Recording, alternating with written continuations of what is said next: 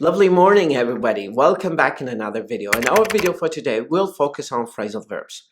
I always talk about phrasal verbs, and if you come across any English channel online, they always talk about phrasal verbs. So what's so common about phrasal verbs that render a lot of people, actually, especially professional teachers, talk about phrasal verbs? Phrasal verbs are essential for English conversation.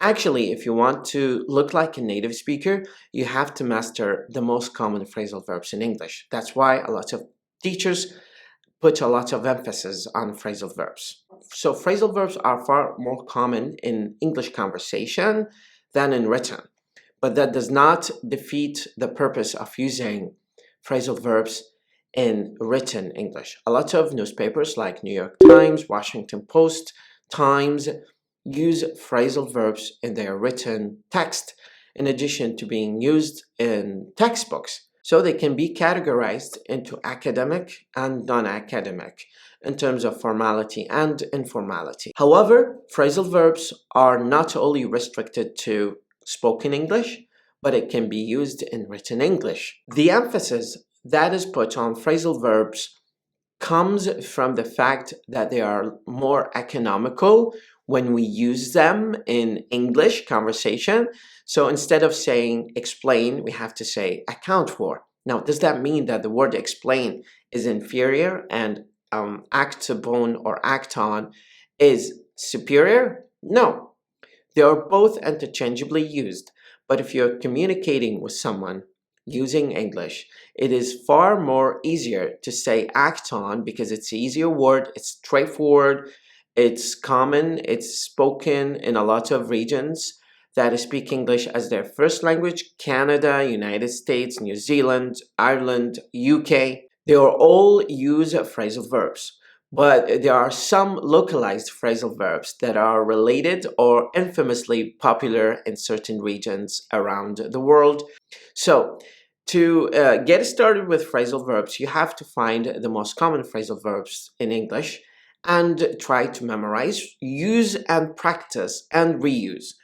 So it's about using and reusing of phrasal verbs to the point of your satisfaction and being sure that whenever you talk, you kind of use phrasal verbs. I am going to focus on only three for sake of brevity in the video. The first phrasal verb is to account for. To account for means to explain. For example, they had to account for all the money that had gone missing. Now, just focus here on the word had gone missing. Why do we use this in this tense and in this aspect? You may write that down in the comment. One thing that I want to highlight here is that phrasal verbs are subjects to verb inflection, and that means you can use it in terms of tense and aspect and person. For example, we can say they accounted for, they are accounting for, they have been accounting for, they will account for, they had accounted for.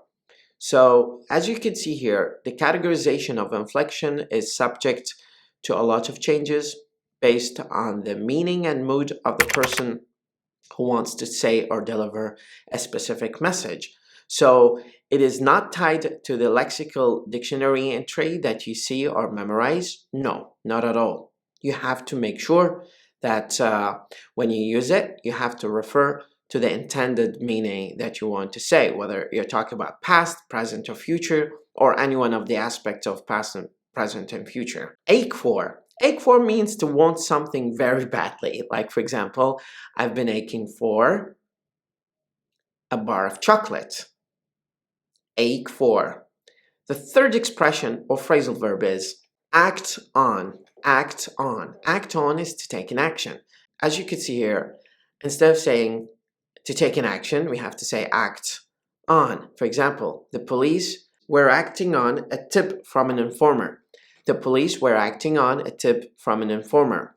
The police were acting on a tip from an informer. Act upon can also be interchangeably used to some extent.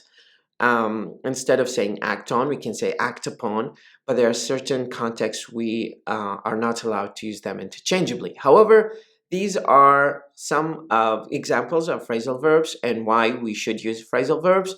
I will tag along a link to a document that has the most common phrasal verbs in English. If you want, please download it and start reading it and memorize some of the phrasal verbs and also try to use them.